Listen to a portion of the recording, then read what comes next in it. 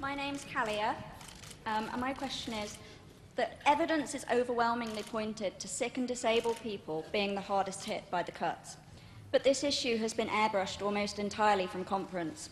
Are you reluctant to use the word disabled because the public have been so effectively convinced that we're all scroungers and the Labour Party are not willing to challenge that stereotype on our behalf? Okay.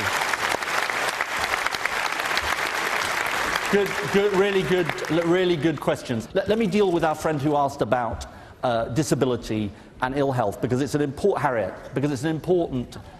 Sorry? I'm sorry. Look.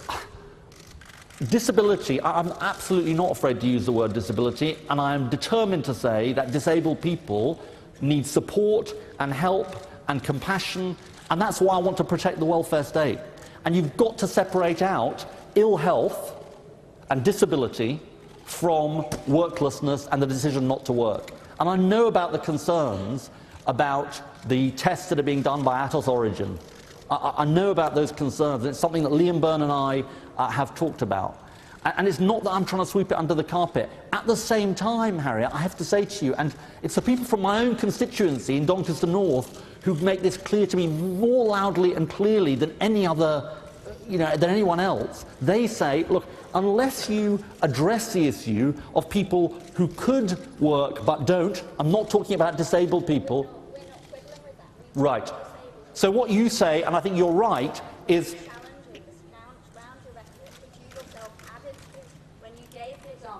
met a man on incapacity benefit who you said could work if he just tried harder. You're reinforcing the destructive rhetoric that is coming from the coalition government at a time where sick and disabled people desperately need a champion to stand up for us. And had you been putting out the message that you've just given here about separating out sickness and disability from employment, we'd have been cheering you months ago. I know, but Harriet, okay, that's important what you just said, but let me pick you up on this point about the chap I met. I don't want to particularly go into the detail, but let me just be honest with you, because it was a door I knocked on, and I have to give you my impression, which is that he was somebody who had lost his job, I think, 10 years ago, right? And I'm not questioning the fact that he was genuinely had an ailment. I'm not going to go into the details of that. But I just have to say to you that the system didn't sort of demand that he go back to work. The system sort of wrote him off. And the system sort of said, well, look, he had incapacity, he couldn't work for a bit, and that's it. And the problem is, I met his next-door neighbours. I mean, genuinely, this is a story. I met his next-door neighbours, and they didn't actually refer to him, but they said, look, our problem is we're working incredibly hard, and we're worried that we're paying for people who can't work. So, I mean, look, I think I take your point that I didn't say in the speech yesterday, and I should have said it, a fair point, that you've got to defend people who are with disability, ill health, and say that they shouldn't be under attack. But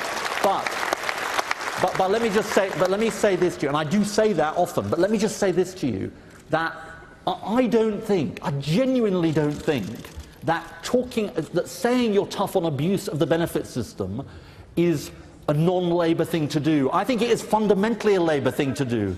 But when board rates for disability living allowance are the DWP's Okay. Okay, look, Harry, I will make you this promise, which is that after this, I promise you we'll have a longer discussion. I want to get more people in. Eddie, back to you.